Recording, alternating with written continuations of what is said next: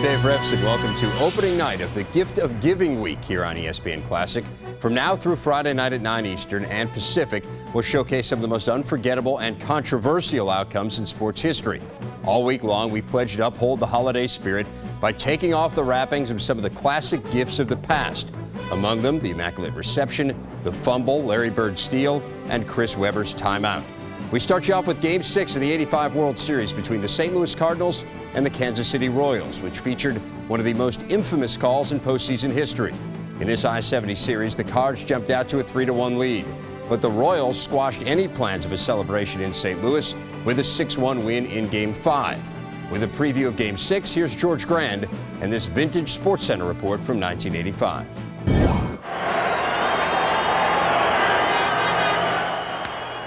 If the Kansas City Royals were a cat with 9 lives, they're probably down to only 1 or 2 left. I hope we have a couple more in us because it's been a great season so far. It's been a great series. I know some people say, well, there hadn't been enough hitting, but if you're a real baseball fan, this has been an outstanding series. Basically, they're pitching good and we're not hitting good, and we need to score some runs, and if we don't score any runs, we're not going to win. The Royals are still alive in this World Series because of exceptional pitching. They'll need another performance from Charlie Leibrandt on Saturday if they're to stay alive. Charlie, get another crack at him. That's what you wanted. Yeah, well, I just think that this time around maybe the results will be a little bit different. They got me a little bit there in the 9th inning of the last ball game, but maybe things will be different this time. I don't know. I know if I get that far into the 9th inning this time, maybe Quiz will come in and shut the door instead of me. I've had my troubles there in the 9th inning lately. The Royals, they show me a lot. You know, they got a team that they don't die. They kind of remind myself of our team. You know, we never give up, and that's the way they've been playing. That's the way we've been playing. And you know, I'm just going to go out there and you know, try and keep the ball down, move it in and out, and do the best I can. You know, and hopefully when it's over, you know, we'll be the world champions. We are off to KC for Game 6 of the '85 World Series. Remember these names: George Orta, Don Deckinger, Steve Balboni, and Jack Clark. It's the Gift of Giving Week, brought to you by Zales here on ESPN Classic. ABC Sports presents the 1985 World Series. From Royal Stadium in Kansas City, Game 6, the St. Louis Cardinals and the Kansas City Royals. In Game 5, Thursday night in St. Louis, the Royals took a 2-1 lead on this very close play at home plate. Jim Sundberg escaping the tag of Tom Nieto. And before the inning was over, Willie Wilson had driven in 2 more with his triple to the gap in right center. KC led 4-1. Meanwhile, Danny Jackson was brilliant. Another great pitching performance for the Royals. They won the game 6-1. Cards lead the series 3-2 as the teams come back west.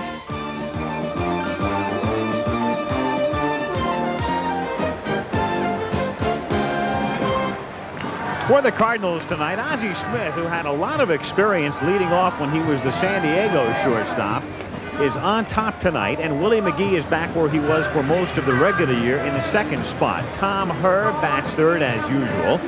Jack Clark is the Cardinal cleanup hitter. And against the lefty Leibrandt, it's Tito Landrum hitting 5th. Then a flip-flop. Terry Pendleton goes from 7 to 6, and Cesar Cedeno drops to number 7 in the order. Darrell Porter is the Cardinal catcher, and on the mound, Danny Cox. And for the Kansas City Royals defensively, it's Steve Balboni at first base, still trying to get untracked at the plate. The second baseman is Frank White, big hero in Game 3. Buddy Biancalana making a big name for himself in the World Series. The shortstop, and George Brett is at third, and he says he's fine. In the outfield, Lonnie Smith in left, and in center field, Willie Wilson, who made that scintillating catch in St. Louis. And a ball over his head. Pat Sheridan starting in right field with the right-hander working for St. Louis. Jim Sundberg, very instrumental in the victory for KC the other night, scoring the go-ahead run. And Charlie Leibrandt, somehow keeping his wits about him. A very friendly, good guy, and a fellow who, for the first time in his career the other night, did not come out to face reporters. He said it was simply a little too much. He's always come out. He has always been very accessible and very polite. and did attend a press conference yesterday, said that was just a little bit too much. So Jim Quick is back of the plate, National League umpire tonight. Denkinger at first, Williams at second, McKean at third, Engel down the line in left, and Shulock down the line in right.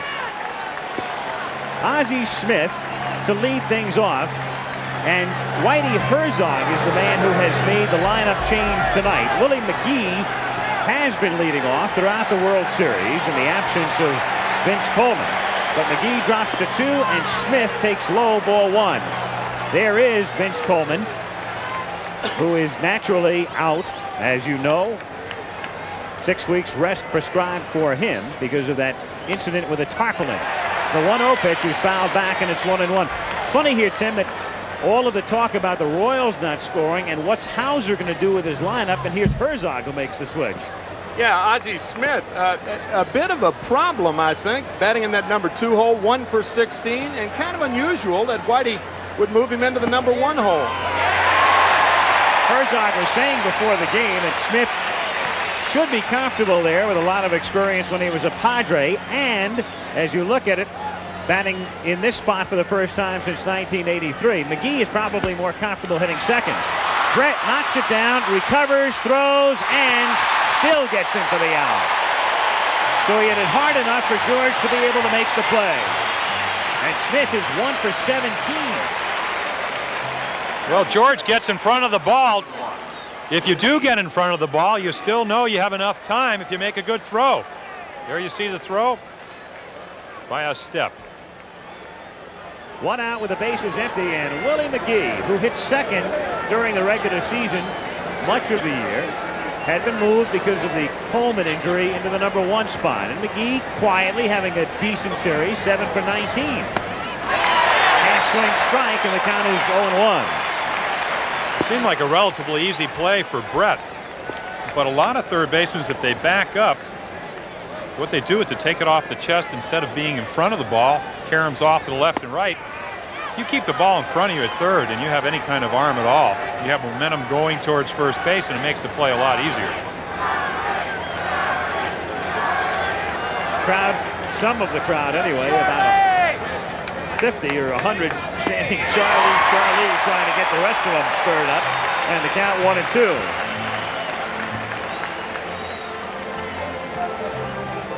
Talking to pitching coach Gary Blaylock, and I said, well, what's velocity on Liebrandt's fastball? He said, around average, around 85 miles per hour. But what makes it really a better than average fastball is he has a great changeup, and it's something that he came up with in winter ball of 1983. He was really much a kind of a journeyman pitcher. Had pitched in the National League a couple of years, never overpowering, never effective. Came up with a changeup, and it made his fastball look about 3 feet longer. In the air to center field, and an easy play, Willie Wilson. 2 out, bases empty, and Tommy Herr, the batter. It's an expectant crowd. You can really feel it. They felt that once they could get the series back to Kansas City, the fans and the players alike, that things would swing over to the Royals side. And who's to dispute it right now? We mentioned the other night also that the Cardinals have not been swept at home all season. And realistically, Kansas City went to St. Louis and did what they wanted to do. Naturally, you'll take 3 in a row, but 2 out of 3 is the next best thing. Tommy Herr, who has not driven in a run in this World Series in 5 games after driving in 110 during the regular season.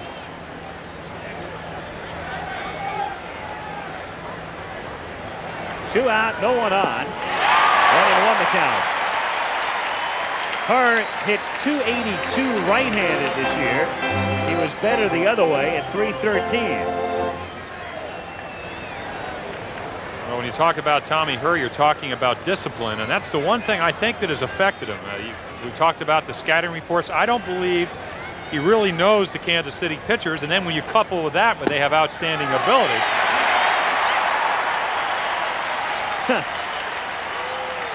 An appropriate sign for a Game 6. And we'll be talking all night about Liebrandt staying out of the middle of the plate. If you go back and look at this series, the 2 pitchers that have had troubles are Bob Forsch and Joaquin Andujar. All the other pitchers have stayed really away from the center of the plate. And you know, Tim, if you're catching a ball game and your pitcher's in the middle of the plate, even if you might be able to be a Todd Worrell for maybe an inning or two, but over the long haul, you better stay on the corners. And Herr strikes out. So a most promising beginning for the Royals as Lebrand sets them down in order. And at the end of the half inning in Game 6 in Royal Stadium, Cards nothing. Royals. You're watching the Gift of Giving Week from now through Friday at 9 Eastern and Pacific, right here on ESPN Classic. For the Royals tonight, Dick Hauser will play the exact hand that won Game 5. Lonnie Smith will lead things off. And then Willie Wilson, who had a key triple the other night, is in center field batting second. George Brett, as usual, none the worse for wear, batting third. Frank White, once more the cleanup hitter. Pat Sheridan, slumping in this series, in right field batting fifth. Steve Balboni still trying to get on track. The catcher, Jim Sundberg, bats number 7. Buddy Biancalana having a good series, hitting 8th. And on the mound, Charlie Lebrand. Cardinals defensively, the outfield of Tito Landrum, Willie McGee, and Cesar Cedeno, with Pendleton, Smith, Herr, and Clark in the infield. Darrell Porter gets the start. He caught the first 3 games, and then Tom Nieto caught 2. And Danny Cox on the mound. Cox, the 3rd winningest pitcher, and you don't often see an 18-game winner have 2 fellas win more on the same staff, but that was the story with John Tudor and Joaquin Andujar. And ironically, it is Andujar who is one of the long men tonight. He's out of the rotation. Leading off for the Royals. We talked about the balance of this team. Not only do they have a great team balance offensively and defensively, but in the pitching, they have a great bullpen. We talked about the 5 guys that do the job out there. And if you're Whitey Herzog, you want to have a deep staff. It's nice to have Andujar with 21 wins and Tudor with 21 wins, and also having a guy like Cox that pitches a lot of innings and has a low earned run average. Up high to Lonnie Smith. 1-0 is Smith, Wilson, and Brett in the bottom of the 1st inning. Just a gorgeous night. Temperature in the 60s, light breeze, just a sweater necessary. And a light one at that. 1-1 the count. Danny Cox, a dart thrower. He has to be very fine, works the inside part of the plate and the outside part of the plate. He's got a good straight change, but his best pitch is his slider. And as we said in the opening, be interesting to see if that elbow's going to be irritated. And there was the slider right there. 2-1 the count. Well, it's also the kind of injury which my elbow always seemed to hurt. The longer you pitch, the more it hurts, because the aggravation just builds up. It's a type of pitch that you might go 4 or 5 innings. And when I talked to Danny a couple of days ago, he said, number 1, it gets better with more rest, which he's had, which is probably why we didn't see him pitching on Thursday night. And number 2, as the game goes along, it gets a little bit sore. 3-2 the count. Off-balance follow-through. Is that indicative of anything to you, Tim? Well, if I were a pitcher, I would never have been concerned about the follow-through. It's how you deliver the ball to the plate. Some of the greatest pitchers that have ever pitched had the worst follow-throughs. Bob Gibson was one of them. I was thinking about that only as a possible suggestion of, is he trying to do something maybe a little differently because the elbow could be bothering him, that he winds up off balance. I thought out of left field, but I would think, though, Al, of course, I pitched on this mound many times. This is a mound that is a lot usually flatter when you get out there than the warm-up mound. Therefore, sometimes it takes a while to adjust. And that's ripped fair down the line and into the left field corner. Lonnie Smith can run, and he has an easy double.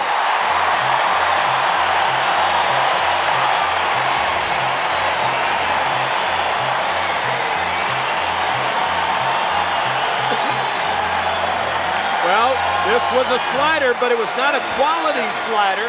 Kind of hung right over the plate, and Lonnie Smith does with it what a lot of hitters will do, and that slider does not break.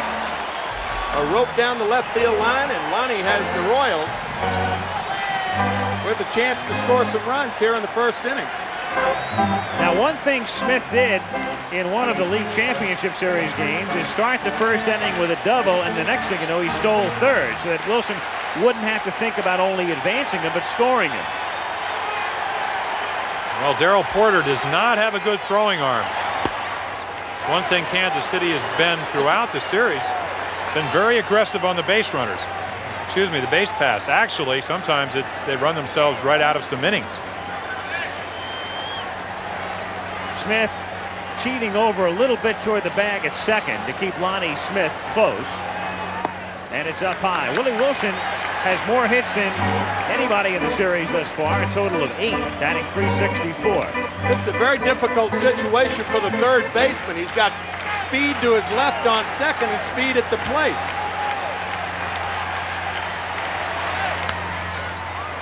1-2 on Willie Wilson. Of course, there are 2 strikes right now, and he doesn't really have to worry about the bunt, so he'll drop back a couple of steps, as you see Terry Pendleton do. But up to 2 strikes, if you're concerned about the bunt and you move in thinking the hitter will bunt the ball, then to Lonnie Smith, who is on second base, if he steals, there's not a chance for him to get back to third, and that's what happened to Garth Orge of the Toronto Blue Jays when Smith took off. High. It becomes very important for Wilson to get on for the Royals. If he doesn't, you leave first base vacant, and even though you might not walk Brett intentionally, you'll probably pitch around him, which is tougher to do when first base is occupied. And Wilson grounds it down to her at second. He advances the runner. Smith moves up 90 feet, and here comes Brett.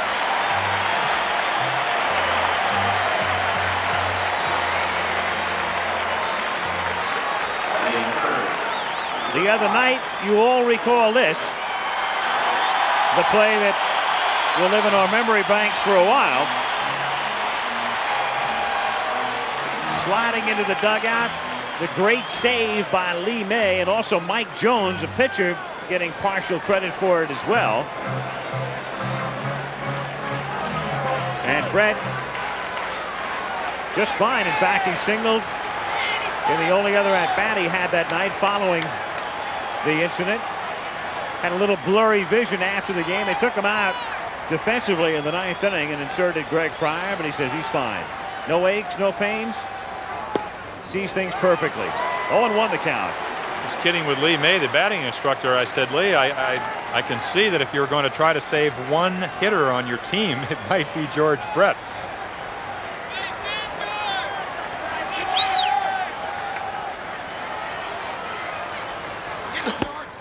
When you're the batting coach, that's got to be your top priority. Exactly.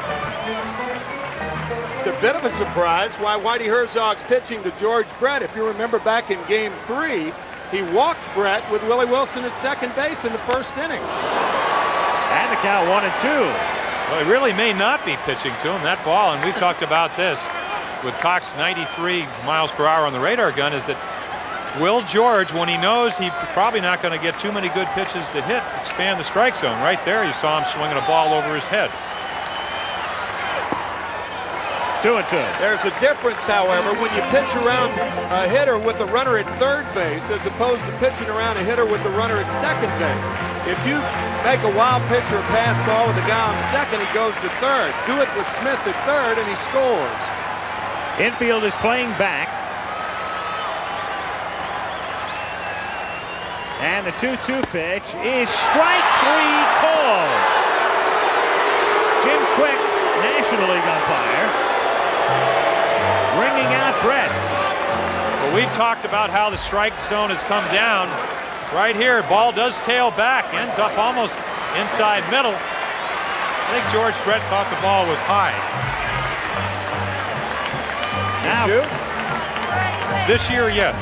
You used to get that pitch all the time. Very rarely do you get that pitch.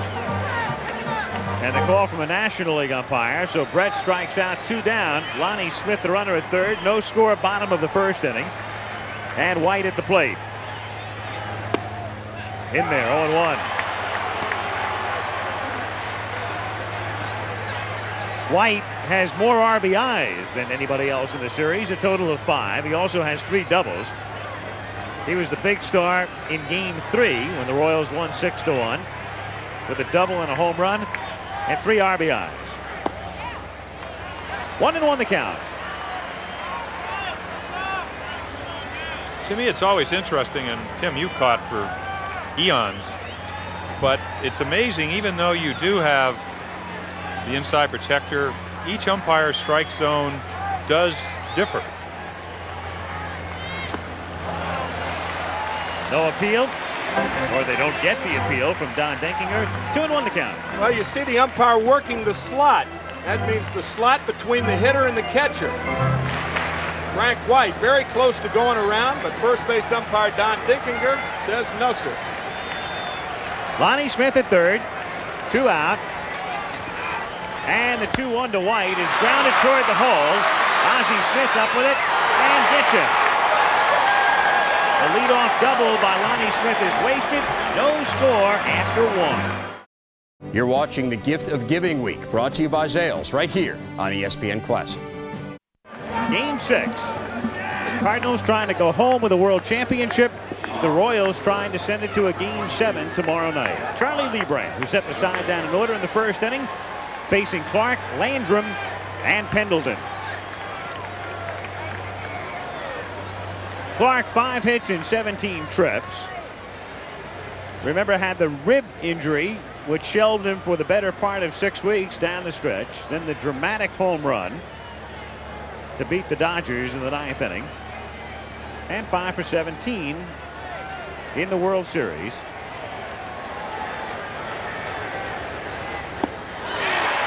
Doesn't get cheated very often. 0-1.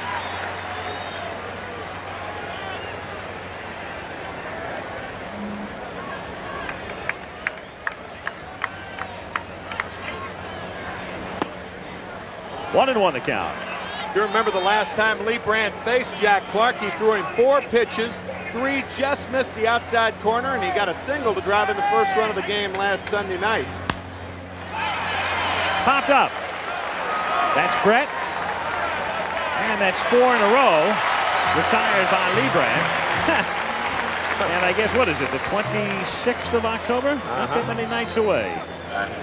Our handheld camera outside the ballpark. Those balloons, I believe, across the embankment on the edge of I-70, and a look into this gorgeous facility.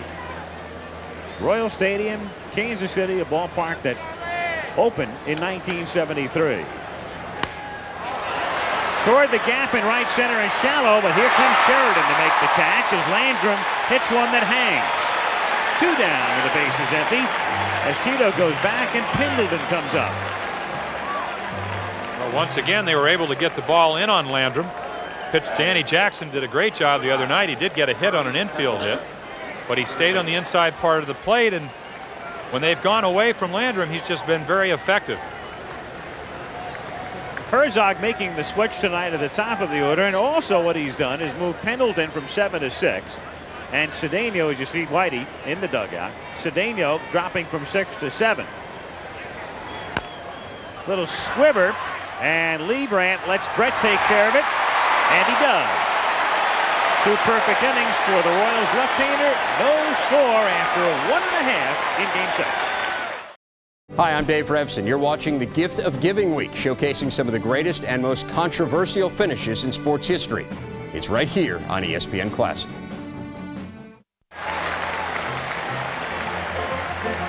Pat Sheridan, 3 for 15, but the way he's been swinging, even 200 sounds high.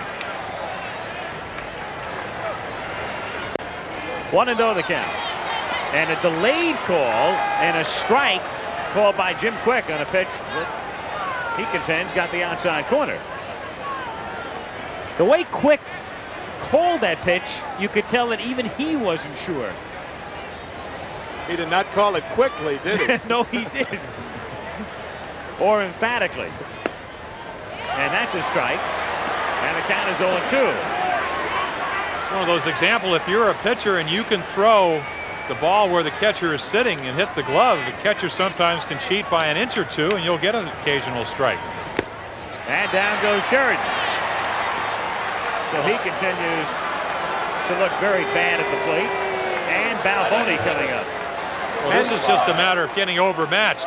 Ball right on the corner. You see it run away, 92 miles per hour. It's kind of answering some of our questions about whether his arm is bothering him. He appears to after that leadoff double by Smith. He gets Wilson on a grounder, strikes Brett out, gets White on a grounder, and strikes Sheridan out. 1 out. Here's Balboni, who takes inside, ball 1. Really what happened in that leadoff double, Al, you hear a lot of people that talk about baseball talk about bat speed. If you're throwing 93 miles per hour and you throw a slider that's about in the 80s, and you throw it in the middle of the plate, you allow the batter to get the bat head out. And that's exactly what happened with Lonnie Smith. You throw a fastball right by him, next pitch is in the middle of the plate. Instead of being late, it's a double into the corner. 2-0, and Balboni rips it just foul. He's still looking for his first extra base hit in postseason action. It's funny, if you do it in the regular season, you can kind of sneak your way through a slump, and then all of a sudden people read the averages maybe every Sunday in the paper, and they say, well, that's not too bad, he's doing all right. But when you do it on national television for a fortnight, you do make an impression on people. 2-2. I don't want to sound like Johnny Mathis, but chances are when he does get a hold of one, it's going to go a long way. He's just hoping it's not till the 12th of never before it happens, right? And you guys are going to break into a duet when he does now. 2-2 to Balboni is fouled away. We'll even get the organist in St. Louis to back us up, right? Since it played throughout the entire 3 games at Busch Stadium. Well, you're still humming that one catchy tune. Oh, the old ditty. Full count now on Balboni, 3-2. I could just see that wagon going over George Toma, the groundkeeper here in Kansas City's mound, like it did in Kansas City, or excuse me, in St. Louis. He'd be going berserk. 3-2 pitch is hit into left center for a base hit. So Balboni is on. And Sundberg will come up. Man on with 1 out.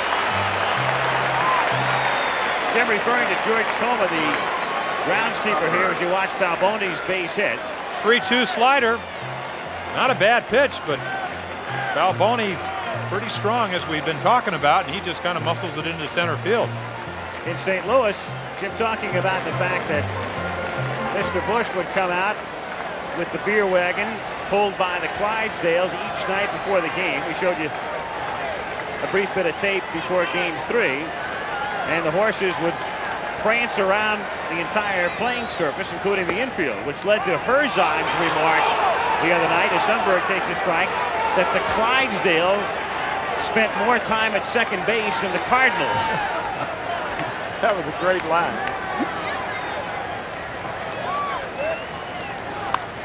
Sundberg fouls it away, and the count, no balls and 2 strikes.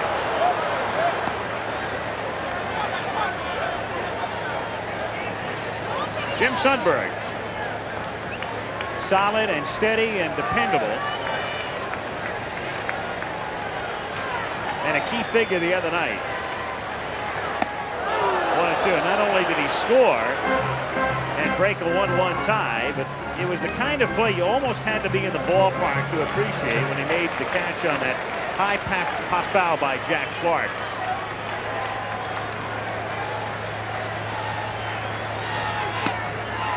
Also give him a lot of credit. The real close play that John Shulock, the umpire, called at home. Still don't know if he was safe or out, even though he did call him safe. A great slide. Just got in with his hand. And strike 3, and again Quick hesitating and then making the call. Well, Al, I think when a pitch fools a hitter, and I'm really not taking up for Quick. Now watch the delayed call right there. But when it fools a hitter, you saw Sundberg go back. Well, it also stands to reason that it would fool the umpire too, because after all, the catcher between the 3 of them is the only guy who knows what's coming. Did you ever think about turning around when an umpire's having a bad night and telling him what's coming, just to help him out? Biancalana grounds it. Look at Ozzie Smith for the force. A great play for anybody else. A typical play for the Wizards. The dive by Ozzie. This ball's hit sharply by Buddy Biancalana. We saw Biancalana do it on Ozzie Smith the other night. Ozzie regains his balance on his knees. A toss to her to do it. With Kansas City and St. Louis still scoreless, we pick up the action in the top of the 6th inning in Game 6 of the 1985 World Series here on ESPN Classic. Now to the 6th inning. Cesar Cedeno fouling it back, and the count is 0-1. Cedeno, Porter, and Cox against Lee Brand, who's pitched 5 perfect innings. Charlie has struck out 2. He got her in the first and Cedeno in the third.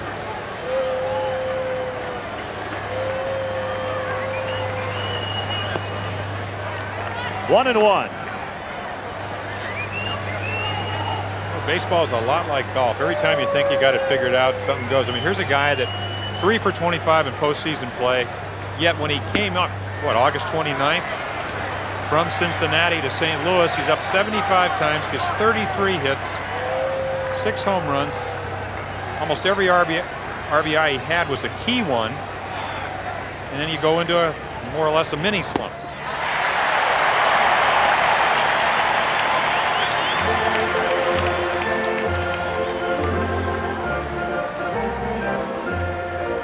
Two and two. Tell you, there'd be a lot of hitters in mini slumps and major slumps if they had to face Charlie Leibrandt the way he's pitching tonight. He has not thrown a ball down the fat part of the plate tonight. And that's looped to left field. Smith plays it conservatively, and he backs up. Lonnie had a chance to make the catch, but it's well known, we don't have to beat it to death, he is not a very good outfielder. He's a very erratic outfielder. In fact, he sort of reminds you of that commercial for the armed forces. It's not just a job, it's an adventure when a ball's hit out to him. I agree with you, Al. This ball had a lot of hang time out there. A lot of hang time, and Lonnie Smith is going over instead of in. And the one thing you can do on the rug and the artificial surface, the ball's going to take a truer hop. And even if you're on top of it, there's no chance of it bouncing over your head because you can smother a ball like that. You see it happen all the time. So the perfect game, the no-hitter, goes down the drain here in the 6th inning. And Cedeno is at first base with no one out. Porter fouled out in the third. 1 ball, no strikes to count. No runs, 5 hits for the Royals. No runs, 1 hit now for the Cardinals. Cedeno, who used to be very fast, obviously in his mid-30s now, has lost a step or two. As Porter takes a strike, but he'll still run. Well, if he could run, he would have been on second base because that ball was not hit that well. Again, it might, and I cannot think for Lonnie Smith, but in a tie ball game, 0-0, you don't want to set up the leadoff man with a double. That might have been his thinking. Because if you do kind of, as you said, smother the ball and the ball goes away at all, the runner is going to go to second. So maybe he did the conservative thing, but he does leave that right field hole open with Porter, a left-hander, up there. It's the way big innings start. Talked about in the pregame show, the one thing Dick Hauser cannot have happen is the big inning. And a lot of big innings start when the bottom of the order gets on. A big inning might be considered 1 run in this ball game. Yeah.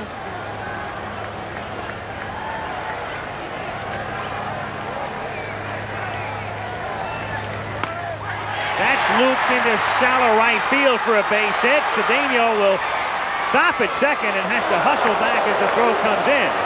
So neither Cedeno nor Porter hit the ball well, but they have runners at first and second and nobody out, and Cox coming up to bunt. High fastball again gets in on Porter's hands, it looks like. Here he hits it right about the trademark. As Al said, looped into right field. Cedeno's thinking about going to third, but Sheridan can throw, and he does. Cedeno just gets back in time. Now in this bunting situation, we'll see if the Royals put the rotation play on. That's when the first and third baseman charge. The shortstop covers third, and the second baseman goes to first.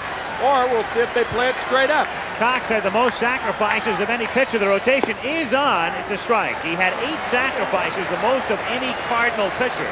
So you know he can bunt. There's really 3 variations that you can do. You can have the pitcher throws the ball and covers third, tries to make the play and force the runner there, or he goes to first base. Brett charges and they try to get the second runner, which would be Porter, and keep a double play in order. Now the third variation is a pickoff play. Cox around the bunt, in the air, caught by Brett, and the runner's hold. A big out because it keeps the runners at first and second, and also brings up a man who is 1 for 18. And this is one time when Whitey Herzog's probably kicking himself a little bit about that lineup change with McGee and Smith. It's a big out, but what if George Brett drops this ball, throws the ball to third base, and then to second? You got a man on first with 2 outs. Frank White's at second base, Biancalana at third. Cedeno's tagging it right on the bag at second base. Not tagging, but he's on the bag. Porter's on the bag at first base. You drop that ball, of course you can't drop it once it touches your glove because it's intentional. Well, it's no infield fly rule on a bunt. Unless the ball's high enough. And the ball wasn't high enough on that, I'll guarantee you. And if it is high, the guy's out anyway. There was no signal from the umpire. No. So 1 out, runners at first and second. Royals bullpen getting busy. Cedeno, the runner at second. Porter, the runner at first. Crowd chanting, Charlie, Charlie. Inside to Smith, and the count is 1-0. Of course, going back to that play, Tim, and you caught for years, if Sundberg calls to play, it makes it a lot easier because Brett has his back to the runners, the pitcher has his back to the runners. That's grounded down to Biancalana. He goes to White, 1, back to first, double play.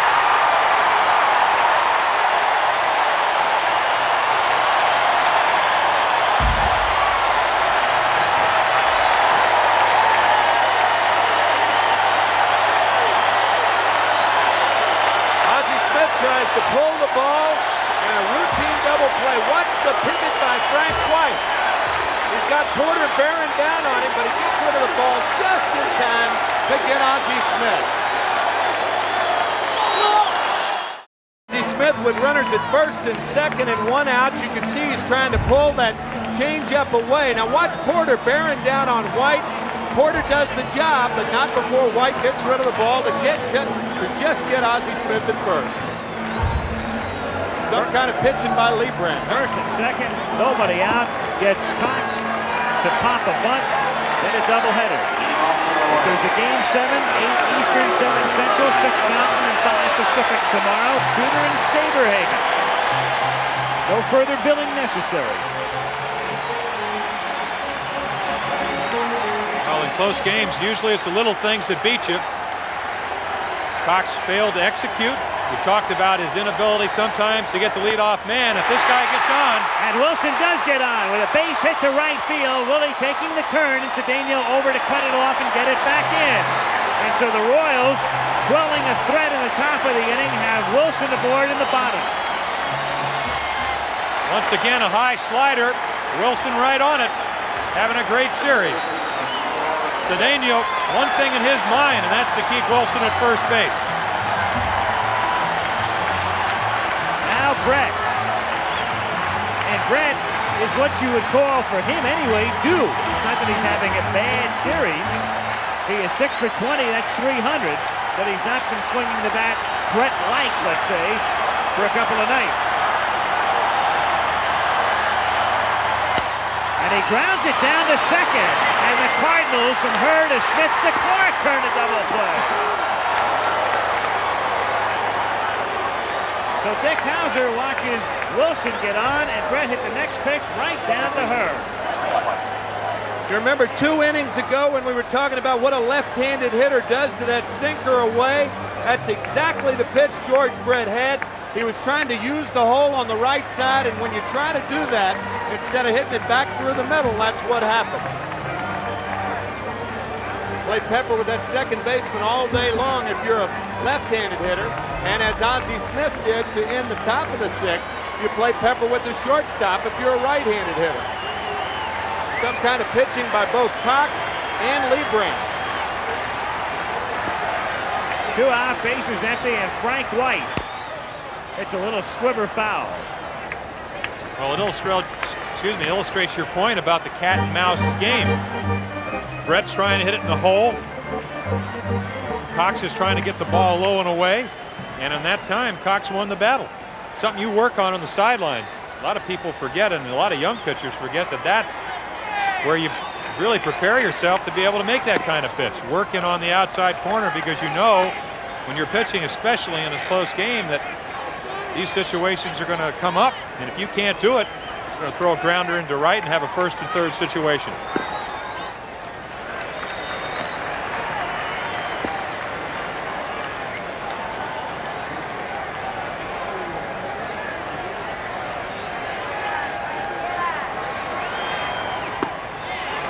Good fastball, 2-2.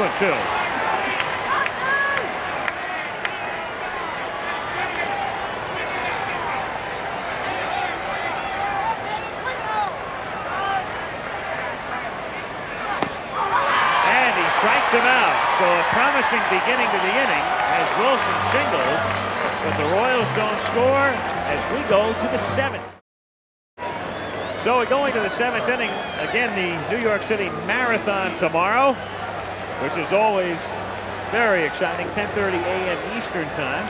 And speaking of marathons, the way Leibrandt and Cox are pitching, we may be heading for one. They have both been brilliant. The game is scoreless. The Cardinals are trying to win the World Championship. The Royals are trying to set up a Game 7. 7th inning, Willie McGee. 0 for 2 is the batter. Low for a ball, and the count is 1-0. Fly to center and grounded to short. McGee is now hitting .333 in the series.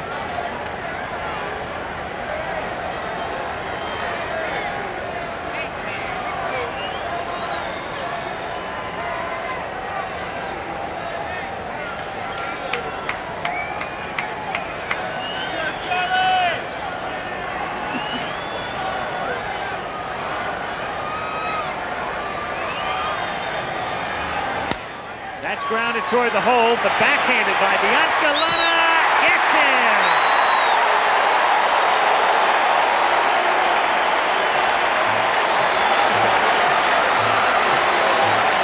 A lot of times the barometer of whether a shortstop's going to be able to play in the big leagues is going into the hole and making a strong throw. What a gun. He's not Ozzie, but he's pretty good. He really planted that right foot there. And a lot of times when shortstops go to their right and try to plant that foot, it comes out from under them on the rug. But Buddy planted it and threw a seed to first base. Tommy Hurd takes up high, ball 1. That's Corinne, Charlie's wife and daughter, watching their man pitch a gem. Grounded toward the hole. Another good chance for Buddy. Spears it. Oh, I'll tell you. Everybody thought Ozzie Smith would be the big story. And even Biancalana allows himself a little smile. Darty Shoney can go to his right. This ball comes up for him. Had that ball stayed down, it would have been a much more difficult play. But Biancalana, watch the jump. You notice he pivots on his left foot. He doesn't lift his left foot up first. Like a good base runner at first base doesn't lift his right foot up first. You pivot on that. And he got a good jump and throws out her easily. 2 fine plays by Biancalana. He's the only guy who's going to go from a supporting role on the Letterman show to a prime role on Dynasty, the way this is going. 2 down, and Clark at the plate. 0-1. You talked about that home run swing. I found as a pitcher sometimes in extra inning ball games late in the game, when hitters go up there trying to hit a home run, they become much easier outs. As Reggie said, our colleague, he talked in the middle of the game, You have to stay within yourself. Now, certainly Jack Clark, the only true home run hitter on the Cardinals, is probably trying to go up there and make sure that he gets a good swing. But when the lesser hitters, the single hitters, try to hit home runs, they're doing the pitcher a favor. 0-2 pitch. He's outside, and the count is 1-2.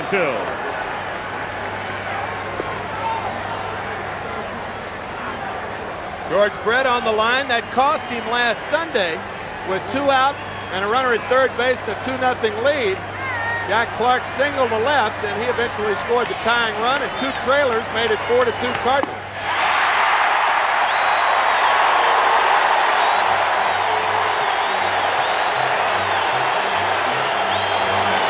No score at the end of 6 1/2. Danny Cox pitching a gem along with Lee Brandt, working himself out of a difficult situation on a couple of occasions, in particular in the first inning when Smith led off with a ringing double, but he got Wilson, Brett, and White. Gave up a couple of hits, but White was thrown out trying to steal in the 4th inning. Wilson led off the 6th with a single, as did Sundberg in the 5th, but nobody has scored as Sheridan starts things by taking a change for a strike. In fact, the Royals tonight have had the leadoff man on 3 times, but haven't cashed. That gets the corner, and it's 0-2. Sheridan, Balboni, and Sundberg, bottom of the 7th. To me, Tim, it'll be interesting to see. First time struck him out on fastballs away. The next time threw him a changeup. Heads 2 strikes, no balls. What will he do this time? There's your answer. Strikeout number 6. Sheridan, not only his statistics looking terrible, his swing looks awful. And that's why they say for hitters that it's sound to protect the outside part of the plate with 2 strikes. That's when you go into a defensive posture as a hitter, which means you're vulnerable inside, but you can't look away and inside at the same time. Balboni takes up high, ball 1. Well, sooner or later it has to happen. Balboni in the last 2 years has been up 56 times without an extra base hit in postseason. 2-0. This is a fellow who, believe it or not, if you've been watching television for the last 2 weeks, hit 36 home runs this year.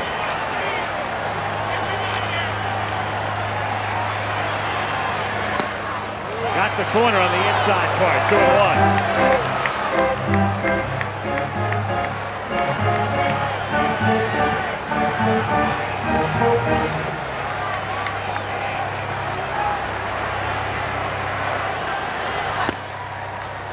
3-1 the count.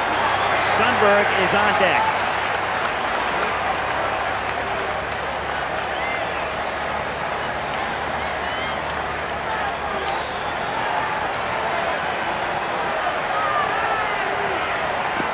And that's a breaking ball to put him aboard.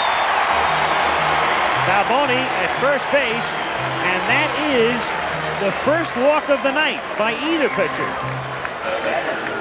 Funny, Tim and Jim, if you like scoring and if you equate excitement with runs, this has not been a good World Series. But if you enjoy the game and you kind of pay attention to what's going on, and you don't think about saying or writing just cute and clever things for the sake of getting a line across, it's been a pretty good World Series. Pitching has totally dominated the series, and sometimes it will sedate a crowd, but not so here in Kansas City, and it wasn't the case in St. Louis. Strike, and the count 0-1.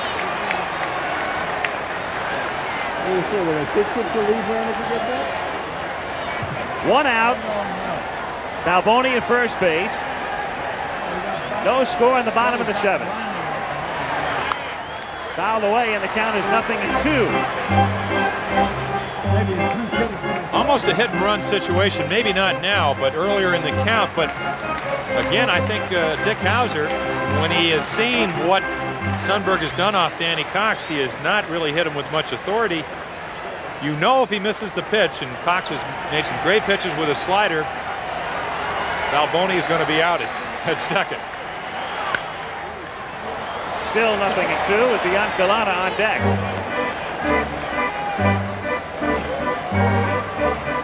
Buddy, who is in the series.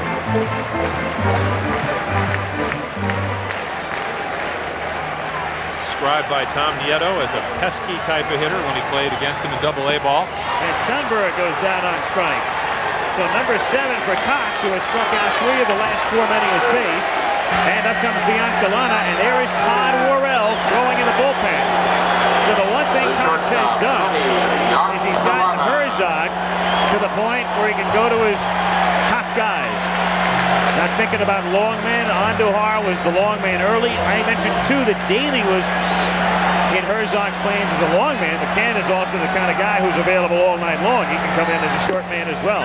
And in the bullpen for KC, it's Quisenberry throwing. Even though neither pitcher looks like he's in need of relief, this is the World Series, and it's Game 6, and you get him up early. As Biancalana hits one to right center for a base hit. Balboni will stop at second, and now of all things, Hauser has to send up the pitcher, Librand. Well, he doesn't have to. Or does he? We'll find out. Well, we've got Hal McRae in the dugout for a situation just like this. Hal McRae, of course, against John Tudor the other night, grounded out with the bases loaded, 2 out. And this is why I hate the DH. Yep. And it's not worth getting into a whole discussion of it right now, but think of what Hauser had to think about right now. No score, World Series, need a victory. What do I do? A pitcher who's pitching brilliantly, an inconsistent but terrific in the past relief pitcher. I've got to send the pitcher up. If you're not going to pitch hit for Librand here, what was Quisenberry doing up? 0-1 the count. Yeah, I'm thinking. Give me a couple more seconds to think of something. If the man gets the third, maybe? Nah, that wouldn't make any difference with 2 outs. Not with 2 outs. Not with 2, that's what I'm saying, yeah. 0-2 the count.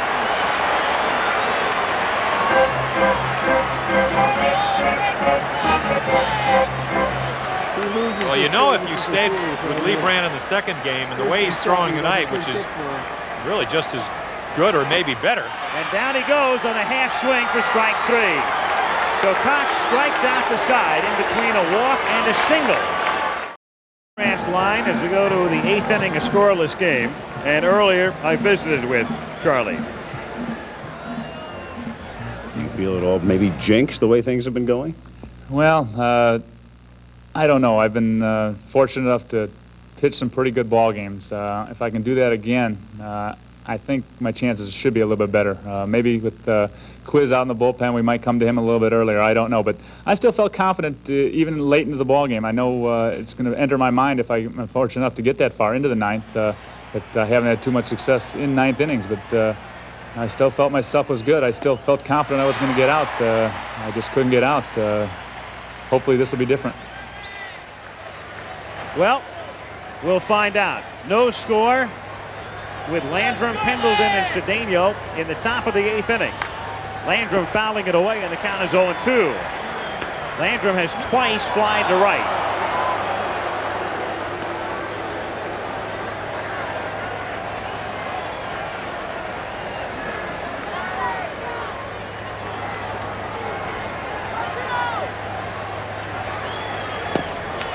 One and 2 the count.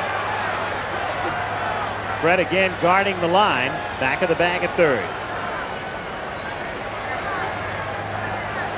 Balboni guarding the line at first.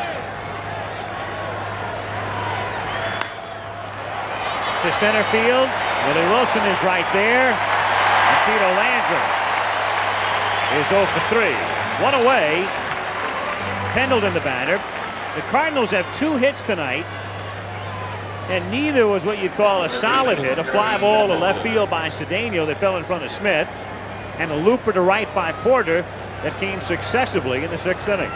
Cardinals team average during the series is 196 coming into this game, and the Red Sox back in 1918 won the series in 6 games with a 186 average. That's grounded into the hole for a base hit, and so Pendleton, who had been getting pretty quiet, makes a little bit of noise. A single to right with 1 out in the 8th inning, and Cedeno coming up. Well, this is the way you have to hit Charlie Librand. You have to go with the pitch. Goes right out and gets it, doesn't try to pull it, Tim's alluded all night to Ozzie Smith and other Cardinal hitters trying to go out and get that ball and pull it. You can't do it and be successful.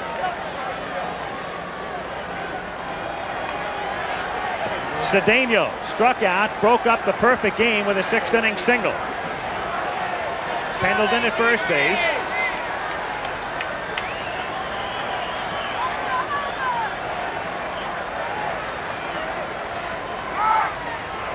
You know, he sort of left unanswered that question of why Quisenberry was up in the bullpen if Hauser didn't bring him in, as you look at Herzog.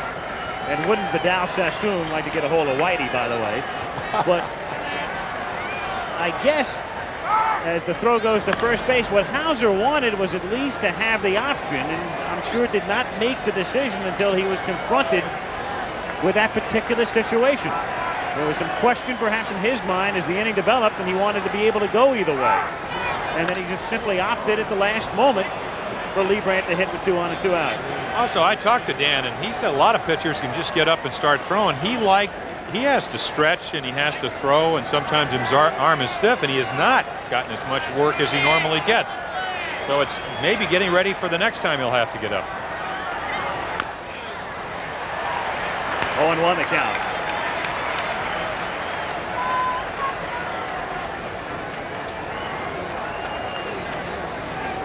If the count evens up, if this next pitch is a ball, I would look for Pendleton to run. Pendleton with good speed. He has 17 stolen bases on the regular season. Cedeno a contact hitter, the bottom of the order coming up. All the elements are there for a hit and run, but not on this pitch. Well, when do you pitch out? Well, that's the thing. The danger of the pitch out is greater when the pitcher is ahead of the hitter because you can afford to waste one. We'll see. 1-1.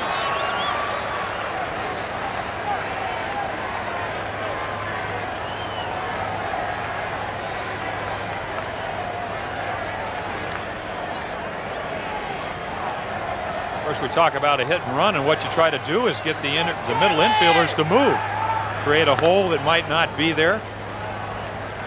If you're a runner at first base, you cannot be picked off in a hit and run situation. Same is true if the count's 3-2 and less than 2 out, and you're the runner at first. You're much more deliberate in your lead. You're looking at catcher Jim Sundberg, looking over at Dick Hauser. They do have 4 signs. Pitch out, 2-1. Dick Hauser controls the pitch outs. I'll tell you, I'd have pitched out then too. Sometimes you do it and you're just wrong. But now he's behind, and you may see the hit and run in order right here. I think he's going. I do too. James? I concur. Bet your house on it. Or Sheridan's house, it's still for sale.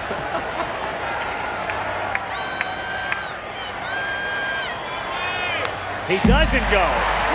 2-2. Well, there goes the mortgage and everything else and the furnishings. 9-2. Yep. Pardon me? Oh, too bad about Pat Sheridan. We just lost his house for him. Well, the other night we all thought that they should have been running first and second with nobody out, and had they been running, it wouldn't have been a double play. That's right. On the Pendleton to Her play in St. Louis. 2-2 the count.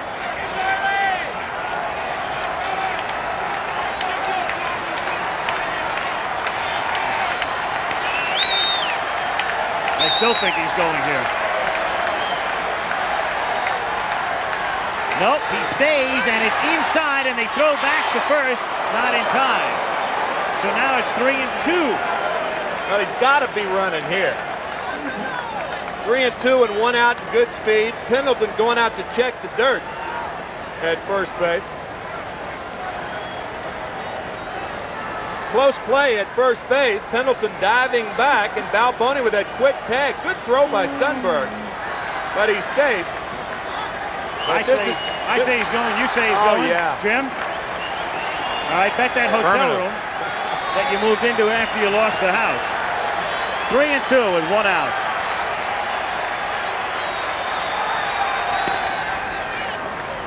Same situation, 3-2, 1 out. You cannot be picked off. It's up to the hitter to put the ball in play. Leibrandt with an excellent move, had 8 pickoffs this year.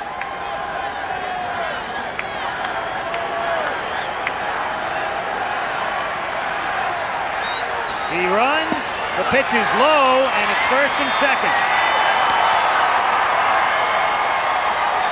2 on, 1 out, and now Porter is coming up with a pitcher due up after Darrell. Well, 0-0. You can't make a pitch in the middle of the plate. Just misses on the inside part of the plate. Ball 4.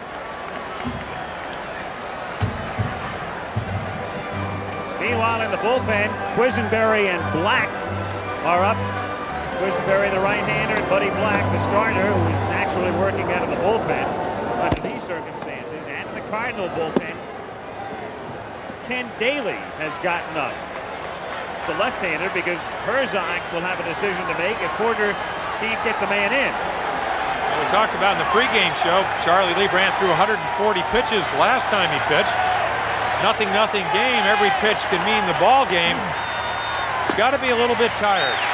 Strike, 0-1. It's a lot different pitching a 0-0 game, a 2-1, a 1-0 ball game. The other 2 Kansas City wins, 6-1, 6-1. Make a mistake, it doesn't seem that monumental. And Porter rips it foul, and the count is 0-2. Last time Leibrandt had first and second, 1 out. He got Ozzie Smith to hit into a double play. Hauser looking at the lineup card, knowing the pitcher comes up next, knowing that Herzog, if Porter doesn't get Pendleton home, has a choice to make. Similar to the one Dick had to make, but Whitey has more options. He's got a much deeper bullpen, and Cox gave him the 7 innings that he wanted. So whereas Hauser opted for Leibrandt, I tend to feel Herzog with that deep bullpen would opt for a pinch hitter.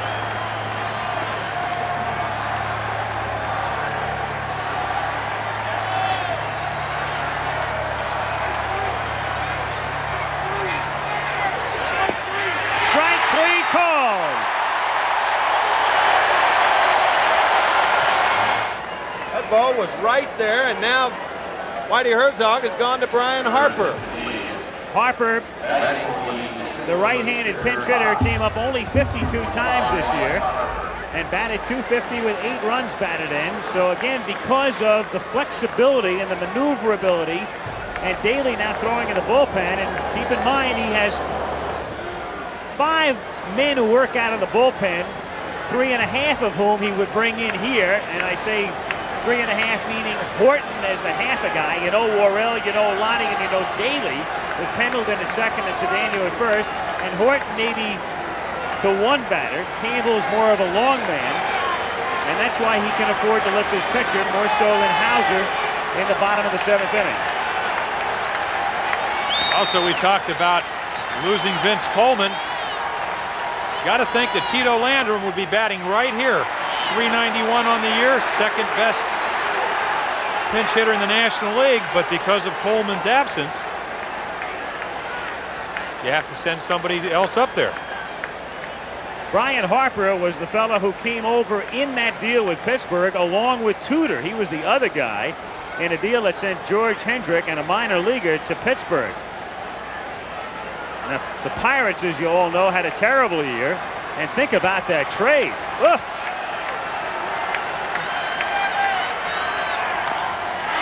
Fouled again, so he's jammed him twice, and the count is 0-2. George Hendrick wound up with the California Angels. As you see Brian Harper trying to fight off this slider on the fist. And once again, Leibrandt ahead, 0-2. 2 on, 2 out.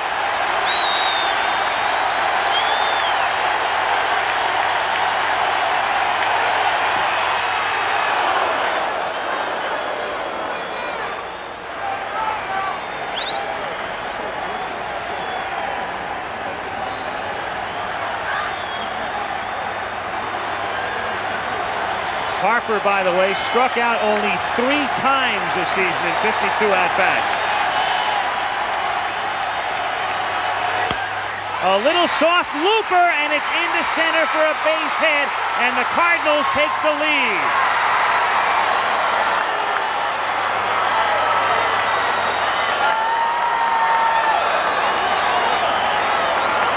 Charlie Leibrandt has to be talking to himself.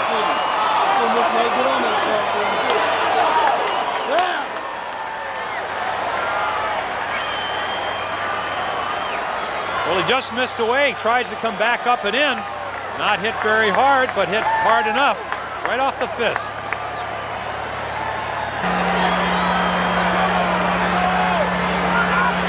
Watch the reaction by Brian Harper when this ball falls.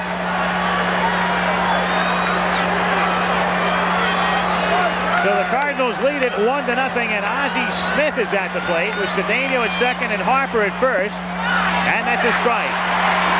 In the bottom of the inning, it's the top of the order for KC. Smith, Wilson, and Brett.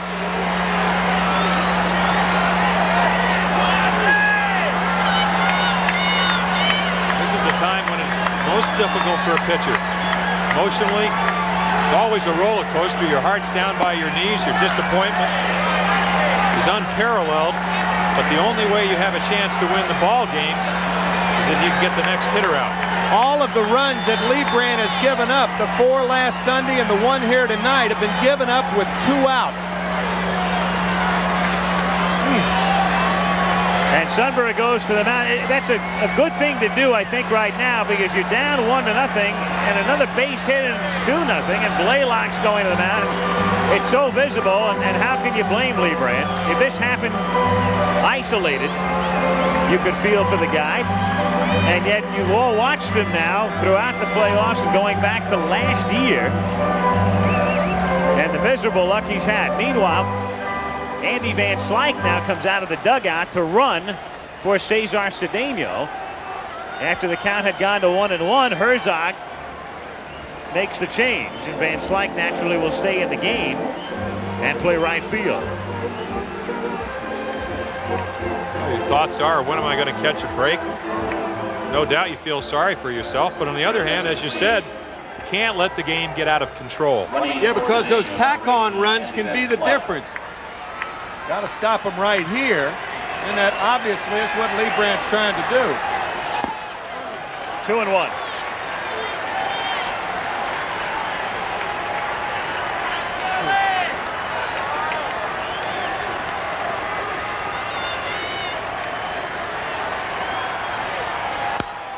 And now it's 2-2 on Ozzie.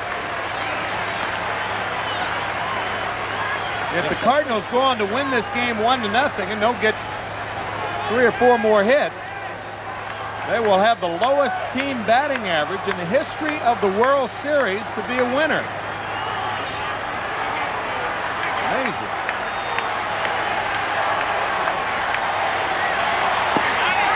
Just inside, and Sundberg not only trying to frame the pitch, and Hauser is furious with Jim Quick. If he comes out to argue, then he's out of the game. Well, he goes back. Brett was up earlier. Similar pitch. Ooh. Ooh. And that's the most emotion you've ever seen from Dick Hauser. Because he knows now the runners are going. It's 3-2. That was a vital pitch.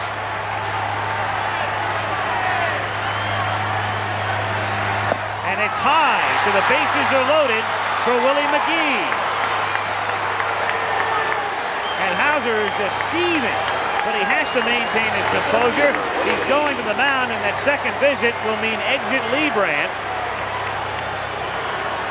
and enter Quisenberry or Black, depending on which way Hauser wants McGee to hit, and Willie has been remarkably consistent from both sides this year. Just an 8-point differential, so you're not doing him a favor by making him bat from either side.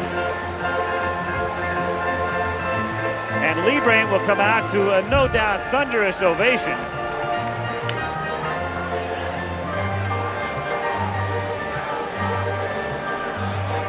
But on the debit side again, and the signal goes to the right-hander, Quisenberry. So McGee will bat left-handed. The bases loaded. Listen to the hand.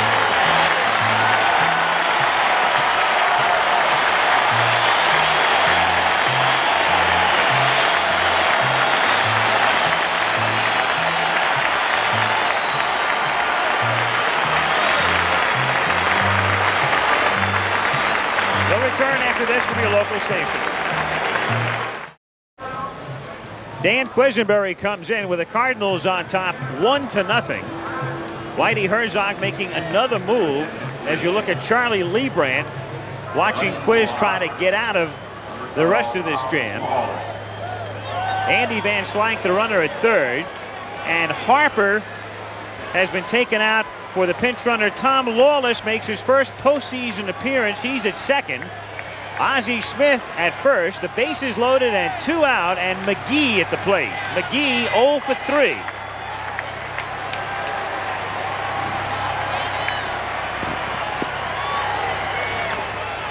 Foul back, 0-1. Again, in the bottom of the inning, Lonnie Smith, Wilson, and Brett, the top 3 for KC.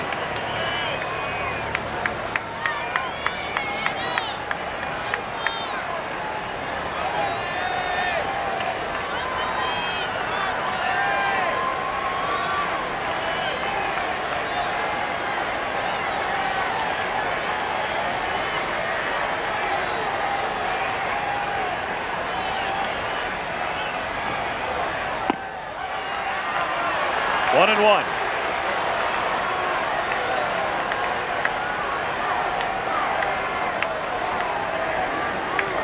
Quisenberry, once he got ahead, just showing him that fastball inside, because a sinker ball pitcher to a left-handed hitter has to keep the ball away, generally speaking, to be effective. That's grounded toward the middle. White is there. It goes the short way to Biancalana.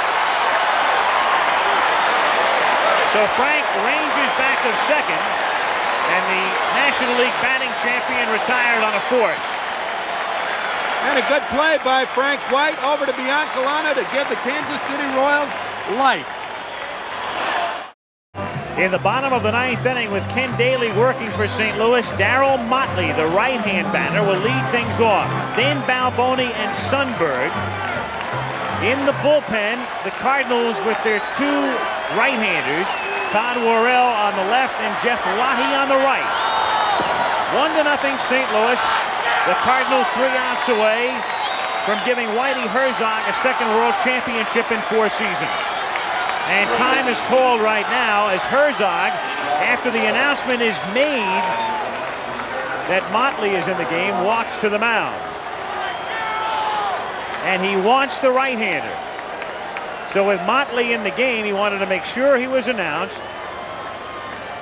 And he wants Worrell, who struck out the 6 men he faced in Game 5. And we can tell you, since we have a moment, this telecast is presented by authority of Major League Baseball and may not be reproduced or retransmitted in any form without the express written consent of Major League Baseball. I am powered by the sun. I will never stop.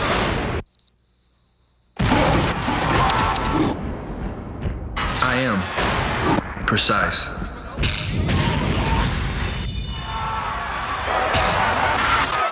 I am G-Shock. Shock the world with the Atomic Solar G-Shock.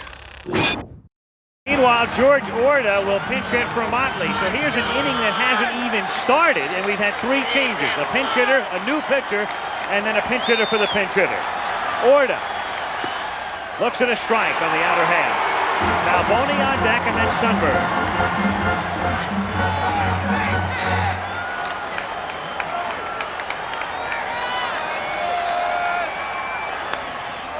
Oh, 2. Nobody has ever struck out 7 straight over 2 games in the history of the World Series, and Worrell is a strike away from doing that.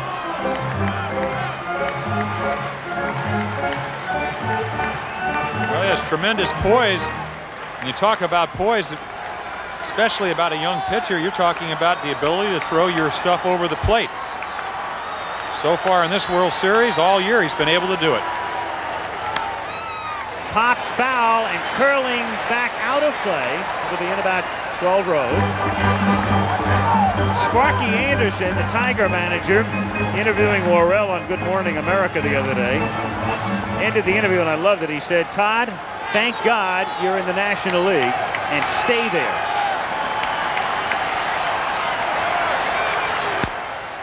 Little squibber to the right side. Worrell races over to cover. The throw doesn't get him. Worrell got to the bag, and an argument here, and here comes Herzog amongst the other quartet.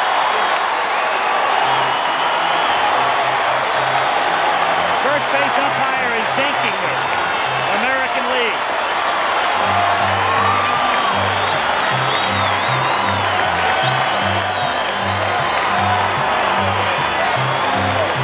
Well, this is spring training all over again.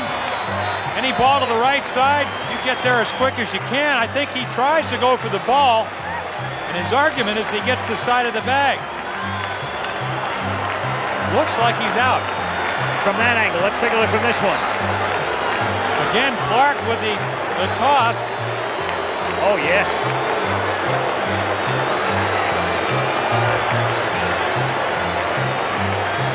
Put right on top of the bag.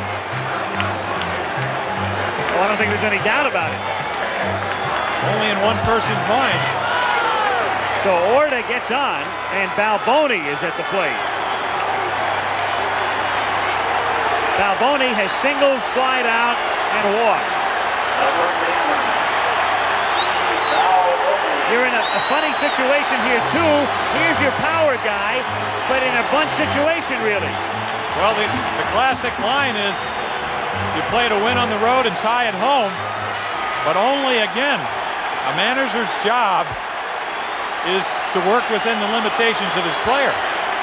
And I'm not sure if Steve Balboni can bunt. And the Cardinals don't expect him to. He pops it up in foul ground, and Clark comes over to the dugout with Porter, and Clark doesn't know where he is and can't make the play.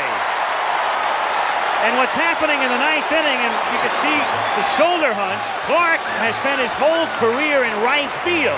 He has made a pretty good adjustment to first base, but he came off the bag, and I'm not saying he made the mistake on a Motley ball, but he's been involved now in the first two plays of the ninth inning. Well, the mistake he makes is looking at Porter. By then, the ball is back over his head. Talked to him before the series, he said he really hasn't felt comfortable at first base, especially on throwing. There is another example. 0-2, and Balboni trying to hit that one onto the freeway. And having the capabilities of doing that. We talked about the 96-mile-per-hour fastball. He also has an excellent slider, but he said in this situation, if you're going to get beat, and a home run will beat him, he said you got to go with number one. Let's see if he does it. McRae on deck.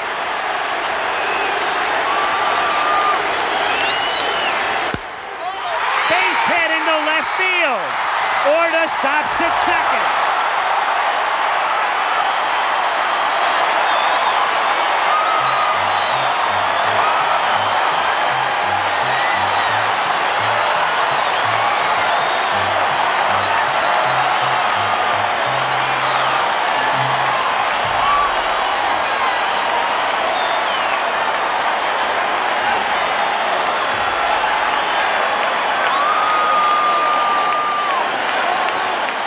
Here comes Herzog.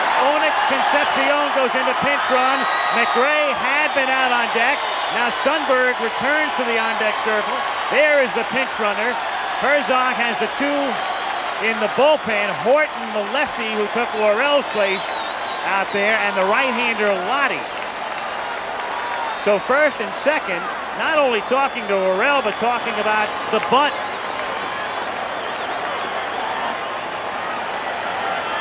He's going to leave him in as they discuss situation here. And McRae had come out on deck to bat for Sundberg. But in this situation, what Hauser is telling you is that Sundberg's a good bunter, and he's going to try to get him along. And he's going to save McRae. Now, when you do bunt, and if Sundberg's successful, then Whitey can play his little game. They send McRae up. You can walk him. Again, the winning run is at first base. Clark creeps in. So does Pendleton. Outside. Biancalana due up next. Well, Tim McCarver has been talking all World Series about the difficulty of bunting on artificial turf. Take a look at the infielders when the pitch goes across home plate. They will be about 15 feet from home plate, trying to get that force at third. That's outside, and it's 2-0.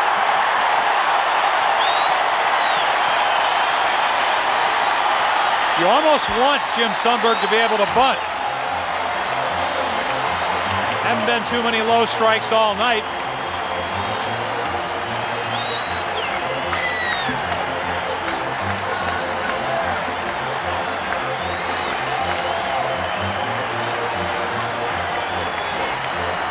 Where the human element now comes into the ball game. If you're Todd Worrell, you want Jim Sundberg to bunt the ball, but sometimes you just can't get the ball over home plate. He bunts in the air, foul, and Porter can't make the play. And a break for Sundberg as he pops it up back to the screen. And that's one thing about a fastball coming in at 92 or 93 miles per hour, you will pop them far back. Well, especially if it's up in the strike zone, and they tell you, of course, there's conflicting philosophies. If a guy squares around a bunt, he's more apt to pop up the high pitch.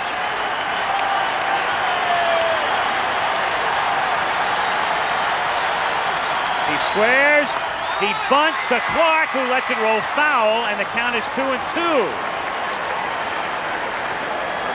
So Order returns to second, Concepcion to first.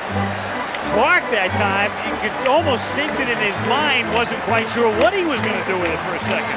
Well, another illustration of his inexperience at first base. Excuse me, at first base. 2-2. And now Sundberg really compelled to swing away, though Pendleton remains shallow at third. Now he starts to back up. But he's going to bunt with 2 strikes. Lays it down. Worrell looks at third, throws, and gets him on a close play at third. And that couldn't be any closer.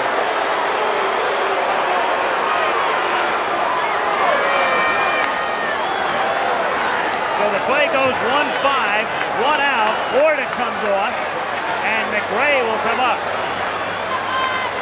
Not a very good bunt, almost right back to Worrell, who breaks the wrong way. Again, no hesitation. Good call. Jim McKean, American League, calling that one.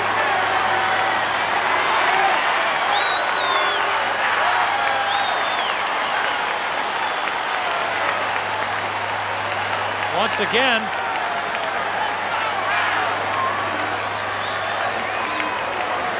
not by much, but he was out. All right, now McRae. The designated hitter pinch hits for Biancalana.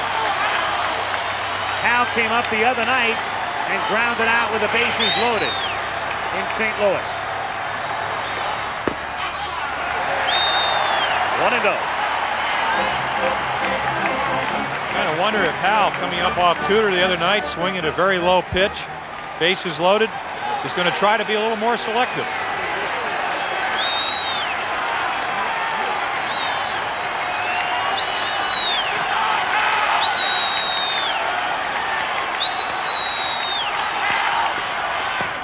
That gets away from Porter, and the runners move up.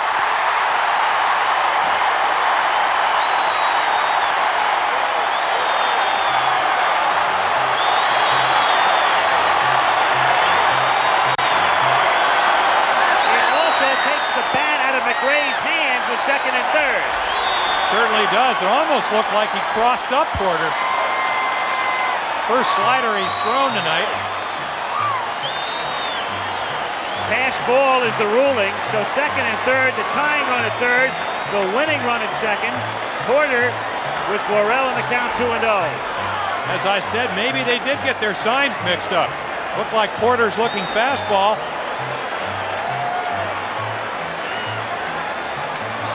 And you can see the 4 fingers held up by Hal Lanier, indicating he doesn't have to hold up 4, he only has to hold up 2 because the count's already 2-0.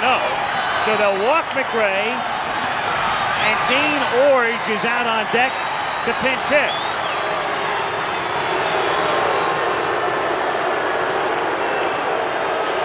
This is some boring World Series, isn't it?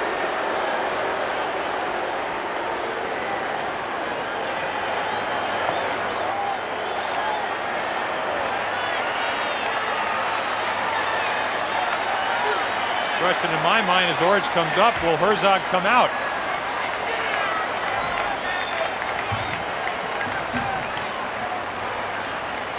Whitey, back to Lanier. Mike Rourke, trainer Gene Gieselman.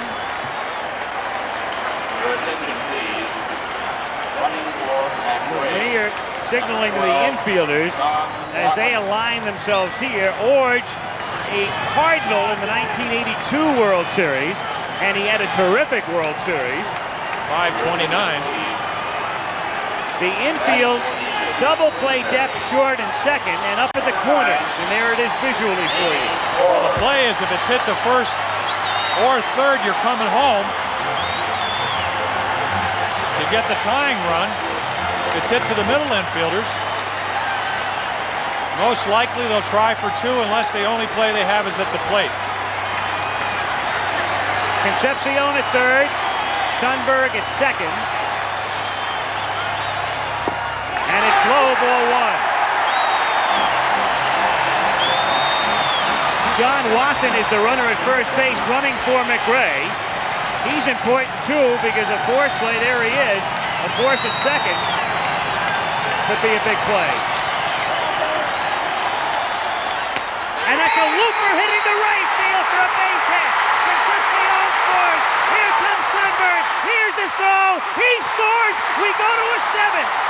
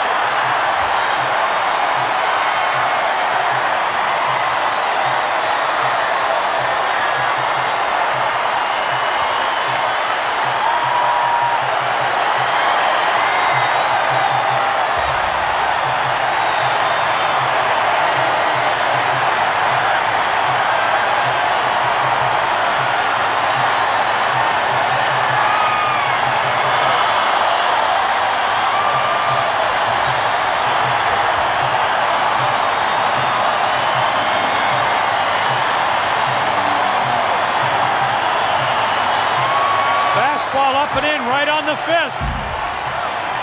Very much like Brian Harper's base hit that scored the first run for the Cardinals. And Slyke with one of the best arms in the National League. Can't make a better throw. Great slide.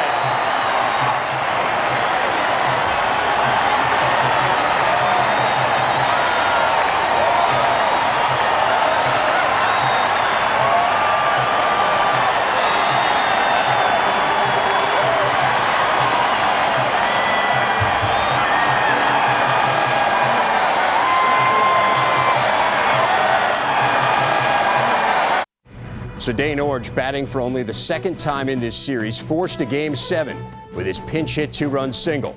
Credit umpire Don Deckinger's call and Jack Clark's miss on that pop-up with the assists. After this stunning comeback, the Royals like their chances in Game 7. Well, it was about time we won a game like that. We have been losing a lot of games like that. They've been flaring the ball all over the place on us, and we got a chance to flare one on them, and we feel that we're in control, and we can't wait until tomorrow night. That ninth inning was a chess match, wasn't it? Yes, it was. Base on balls, pinch hitting, changing pitches, pinch running, bunting. So it was an exciting inning. You got one more left, Hal. One more left, we're going to take it. We don't blow people out. Well, I tell you, every one of our games we win is a tough one. 4-3, 3-2, 2-1, 1-0, 5-4, 6-5. I mean, geez, let's have a laugher just once. I'm getting too old for this stuff, man. I'll tell you, my heart's going to start skipping a few beats and I'm going to get worried. Kansas City won Game 7 in a laugher, 11-0. It was the franchise's first and only World Series title. Brett Saberhagen was named Series MVP. That wraps up the opening night of our Gift of Giving Week. Be sure and tune in again tomorrow night at 9 Eastern and Pacific as Gene Tunney and Jack Dempsey battle for the heavyweight crowns back in 1926 and 1927.